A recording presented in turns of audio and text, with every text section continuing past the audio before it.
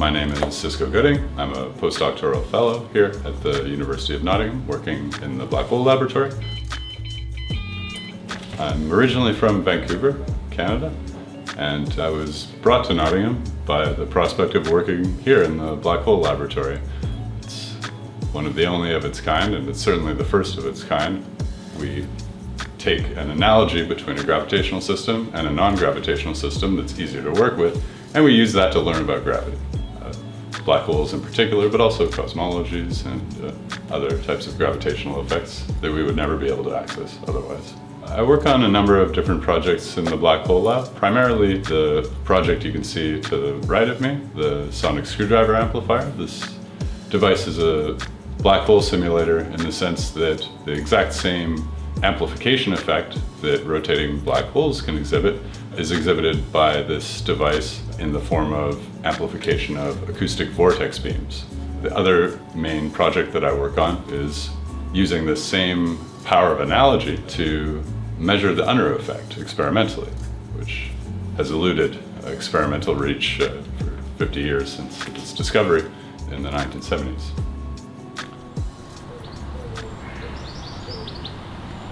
Just as Einstein showed that one's notion of time depends on one's velocity, here an accelerated observer has a very different notion of what a particle is from somebody who's just sitting there and has no forces on him to accelerate him. The two have very different notions of what a particle is. And that's since then come to be known as the Unruh effect.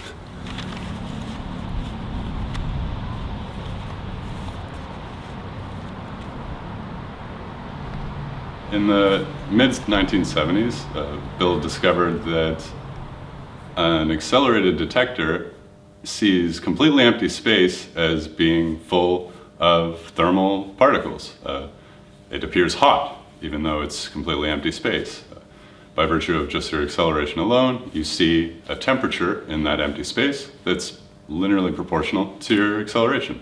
The proportionality constant between acceleration and temperature is a very small number, so that means you need an incredibly large acceleration to get a very small temperature even. This has made it very difficult to observe. Another difficulty comes from the fact that if you have those large accelerations, your detector quickly accelerates out of your lab, and that makes it also very difficult to have a reasonably sized experiment that you could verify the Unruh effect with. The proposal we developed recently overcomes several of the obstacles, the first of which being the fact that the speed of light is very large and the Unruh temperature is inversely proportional to it.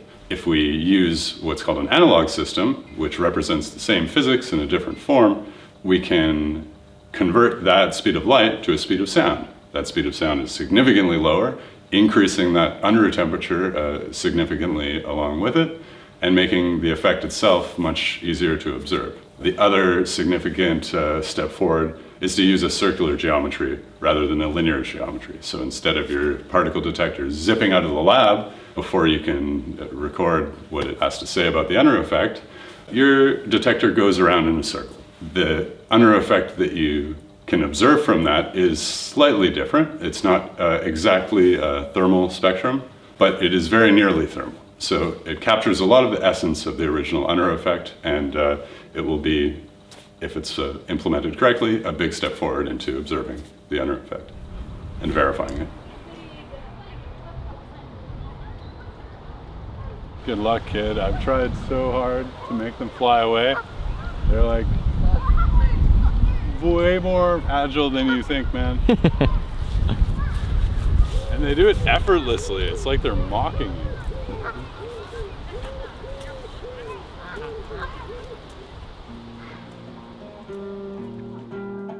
Researchers in physics learn fairly quickly that you can't only do physics research, especially theoretical work, which is so isolating at times. You need to find other outlets in your life to provide balance and stability, and just remind you that there's more outside of your equations that are sitting in front of you. So for me personally, I play music. and I skateboard when I really need to take out my frustrations on the concrete. And to me, both of those have been incredibly useful in just keeping my perspective and keeping balance in my life. Skateboarding was originally the source of my determination. Learning tricks as I was a young skateboarder taught me how to persevere in the face of adversity, and it's perhaps not usually thought of that way, but it taught me a lot of skills that I use as a researcher.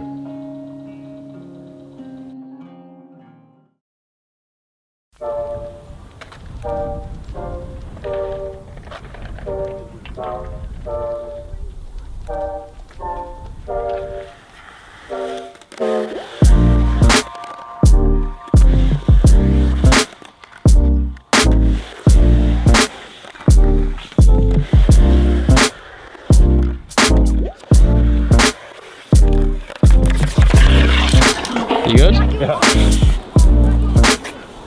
What happened? Hair was in my eyes. I couldn't tell exactly where the coping was.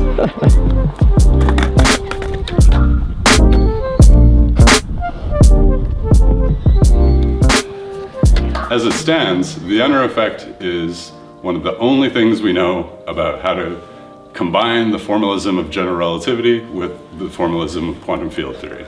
It is one of the very few examples where we can include both into our framework and have a solid understanding of what the result is. So verifying the Unruh effect would be both a great step forward towards ultimately merging these theories and forming a complete theory of quantum gravity, but also just a step forward in expanding our understanding of both general relativity and quantum field theory, which are currently the two pillars of all of modern science and technology.